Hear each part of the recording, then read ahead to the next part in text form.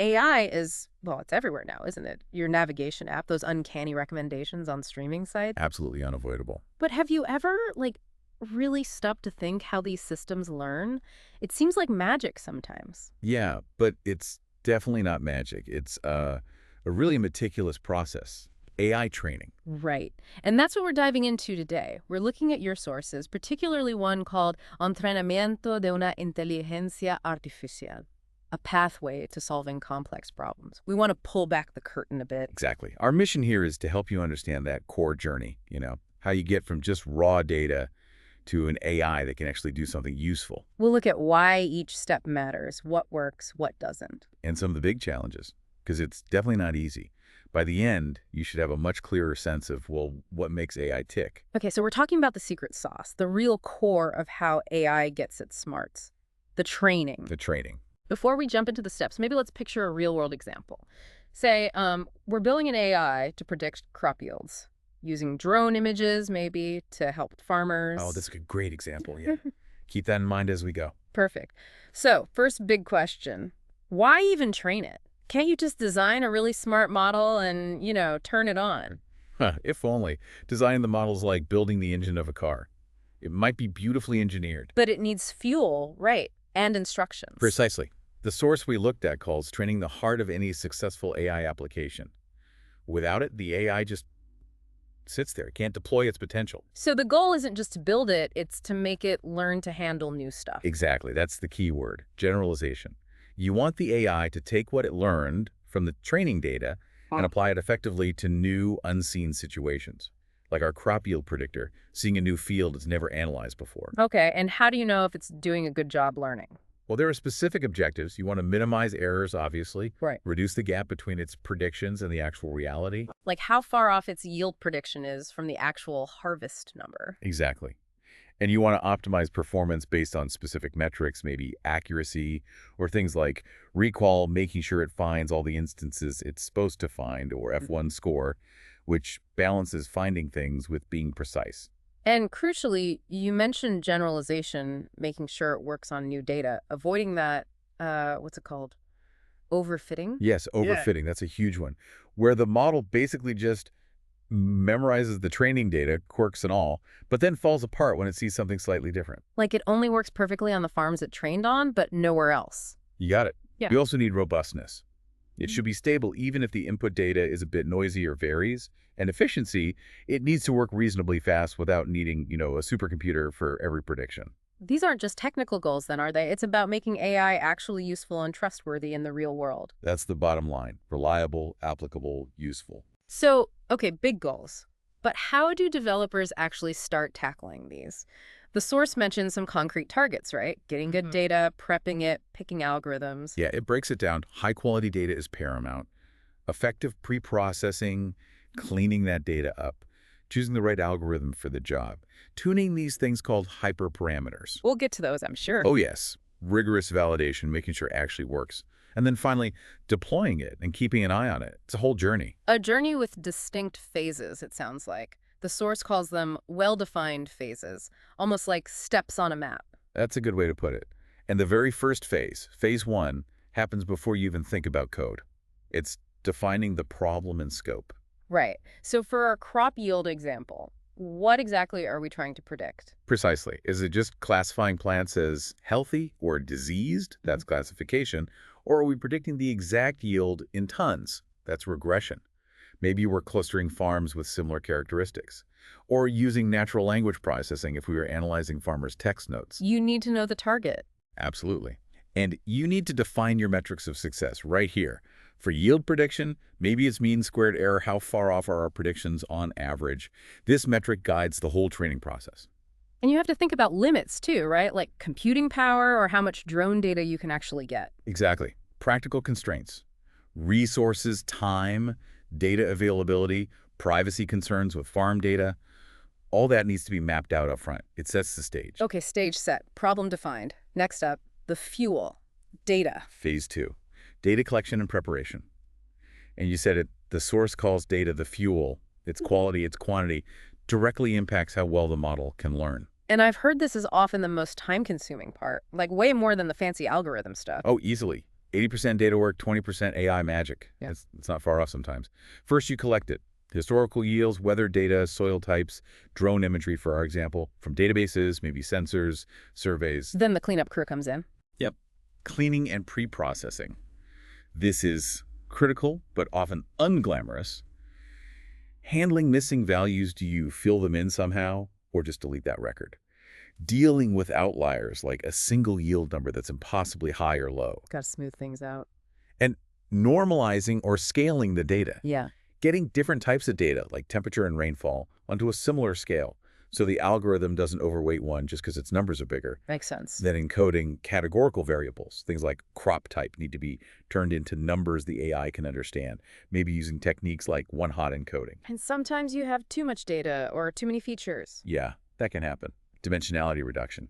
If you have hundreds of potential factors from the drone data, you might want to reduce that number to make the model more efficient and avoid the curse of dimensionality. Which is what exactly? It's when you have so many features, the data becomes really scarce, like points scattered in a huge empty space. It makes it much harder for the model to find meaningful patterns. Gotcha. And for many AI types, you need labels, right? Crucial for supervised learning, which our crop predictor likely is. Data labeling. For each set of input data, drone, image, weather, you need to provide the correct answer, the actual historical yield for that plot. This is how it learns the connection. Okay. Data collected, cleaned, labeled. What else happens in this phase? One absolutely critical step. Yeah. Data splitting. You never train and test your model on the same data, Why not? because then you wouldn't know if it actually learned to generalize or just memorize the answers you gave it. So you split your data set, Into? typically 3 parts. The training set, the biggest chunk, say 70, 80%. This is what the model actually learns the patterns from. Okay. Then the validation set, maybe 10, 15%. You use this during training to tune the model settings, those hyperparameters we mentioned, and to monitor if it's starting to overfit. Is that like practice quizzes? Exactly like practice quizzes. And finally, the test set, the remaining 10, 15%. This data is kept completely separate, locked away until the very end. The final exam. Precisely. Use the test set for the final evaluation to get an unbiased look at how well the model performs on totally new data it's never encountered. It simulates the real world. Right. Textbook, training, mock test validation, final exam test. Makes sense. Okay, data's prepped. Now we choose the brain. Now we choose the brain. Phase Yeah. 3, model selection and design. So based on our crop yield problem, how do we pick? It depends on the specifics. For complex image analysis from the drones, neural networks, deep learning are often the go-to. They're great at finding intricate patterns in unstructured data like images. Okay. If the data was more structured, maybe just tables of weather and soil data predicting a yield number, you might consider things like support vector machines, SVMs, or maybe decision trees or random forests. For unsupervised tasks like grouping similar farms without predefined labels, you'd use clustering algorithms like k-means. And it's not just picking the algorithm type, is it? You have to design its structure too. Exactly. Define the model's architecture. For a neural network, that means deciding how many layers it has, how many nodes or neurons are in each layer. It's like designing the blueprint of the brain. And then you mentioned the critic and the coach. Ah, yes. You define the loss function. That's the mathematical formula that measures how bad the model's predictions are. The goal of training is to minimize this loss, Make the critic happy. or at least less unhappy. And the optimizer is the algorithm like gradient descent or ADAM that dictates how the model adjusts its internal parameters, its weights and biases, to actually reduce that loss. It's the strategy the coach uses. Wow, okay, lots of choices there. So problem set, data ready, model designed. Now the learning actually happens. Now the learning loop begins. Phase 4, training the model. This is where the magic, or rather the math, happens. Pretty much. It's an iterative process. The model goes through the training set again and again. Each full pass is called an epoch. Epoch, got it. In each cycle, you have forward propagation. Input data, say, drone images and weather data for one field goes through the network, layer by layer, until it produces an output, its prediction for the yield. Then the critic steps in. Yep. Error calculation. The loss function compares the model's prediction to the actual correct yield from the training label and calculates how far off it was. And that error tells the model how to fix itself. Through backpropagation. This is the clever bit.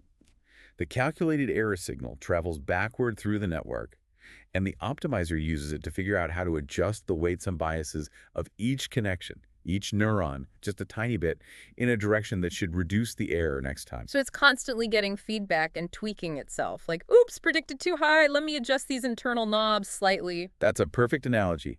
Immediate feedback, tiny corrections over and over again. And while this is happening, you keep an eye on the validation set. The practice quiz. Right. If the model's performance on the validation set starts getting worse, even while it's improving on the training set, that's a sign of overfitting. Ah, it's memorizing the textbook but failing the practice quiz. Exactly. And that's when you might need to adjust those hyperparameters, things like the learning rate, which controls how big those adjustment steps are, or the batch size, how many examples it looks at before updating. Sometimes adjusting these means you have to go back and retrain. Okay, so it trains, you monitor, you maybe tweak and retrain until, how do you know when it's actually good? That leads us to phase 5, evaluation and refinement. Is it ready for prime time? The final exam. The final exam, using the test set. This data the model has never seen before gives you that honest, unbiased assessment of its real-world performance, its generalization ability. And you look at those metrics you defined way back in phase 1, like mean squared error for our crop predictor. Exactly. You analyze the metrics, accuracy, recall, MSE, whatever's relevant. But it's not just about the overall score. You also do error analysis. You dig into where and why the model is making mistakes. Is it consistently bad at predicting yields in certain weather conditions? Or for specific crop types? Understanding the errors is crucial for improving the model. And if the results aren't good enough? Then it's often back to the drawing board. Maybe you need more data or different data. Maybe you need to change the model architecture, maybe different hyperparameters. It's very much an iterative process. You loop back, refine, retrain, reevaluate. Getting a great AI model rarely happens on the first try.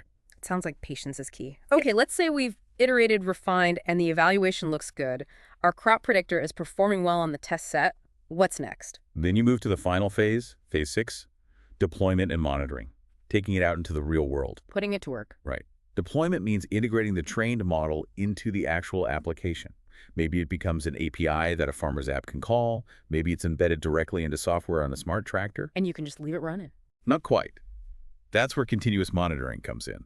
You have to keep watching its performance in the real world, using live data. Why? If it passed the test set. Because the real world changes. The source highlights data drift or concept drift. Patterns evolve. For our crop example, think about climate change affecting weather patterns in ways the original training data didn't capture. Or maybe new farming techniques emerge, or new pest types. Ah, so the correct answers themselves might subtly change over time, or the input data starts looking different. Precisely. The patterns the AI learned might become outdated or less relevant. This degradation in performance means you often need to plan for retraining the model periodically. So you feed it newer data to keep it sharp. Exactly. You update it with more recent data so it stays effective. That AI lifecycle doesn't really end after deployment. Wow. That is a lot more involved than just feeding data into a black box. It's complex. It really is. Which brings us to the hurdles. What are the biggest, say, headaches or roadblocks that people run into when doing all this? It sounds like there are pitfalls everywhere. There definitely are. The source points out several major challenges. First and foremost still is data availability and quality. Getting enough good data. Enough good, well-labeled, representative data.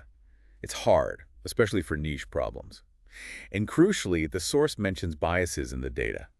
If your historical crop data mostly came from large industrial farms, the model might perform poorly for small organic farms. So the AI inherits the biases in the data. Absolutely. It can lead to unfair or discriminatory outcomes.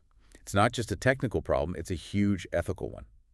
And AI can only be as fair and unbiased as the data it learns from. Okay, data challenges. What else? Computational resources. Training big models, especially deep learning ones, needs serious hardware GPUs, TPUs. That costs money and energy and isn't always accessible. Right. And you mentioned overfitting before. Yes, the constant balancing act between overfitting, memorizing, and underfitting being too simple to capture anything useful.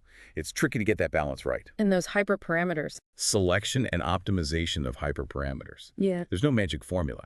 It takes experimentation, experience, sometimes a bit of intuition. It can be very time-consuming. And what about understanding why the AI makes a decision, especially those complex neural networks? That's a huge challenge. Interpretability. For many complex models, especially deep ones, it's hard to pinpoint exactly why it gave a specific prediction.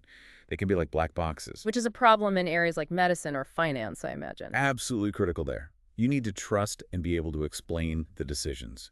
Transparency isn't just nice. It's often required for accountability and trust. And we talked about data drift. Yes, data drift and concept drift, the need for ongoing monitoring and retraining. And related to that is security and robustness. AI models can be vulnerable to adversarial attacks. What are those? Tiny, often human imperceptible changes made to the input data that can trick the model into making completely wrong predictions. Imagine slightly altering a drone image in a way we wouldn't notice, but it causes the AI to misclassify a healthy crop as diseased. Wow, that's worrying. It's a significant security concern. And finally, looping back, the overarching ethical challenge.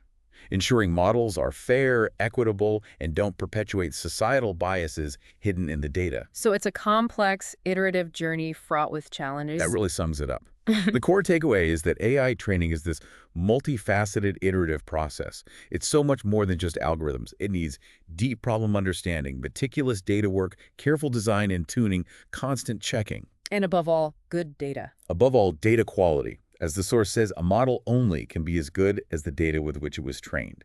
That's the fundamental truth. So this rigorous, often painstaking process, that's what gives us AI capable of these amazing things, transforming industries, helping with complex problems like our crop yield example, patience, experimentation, iteration. That seems to be the name of the game. Absolutely. It's a marathon, not a sprint, most of the time. So a final thought for you listening. The next time you use an AI, your GPS, a recommendation engine, a chatbot, maybe pause for a second. Think about the incredible, complex journey it likely took to learn what it knows. And maybe ask yourself, how might the subtle patterns or even the limitations and biases in its original training data be shaping the answers or suggestions it's giving specifically to you? Something to definitely ponder.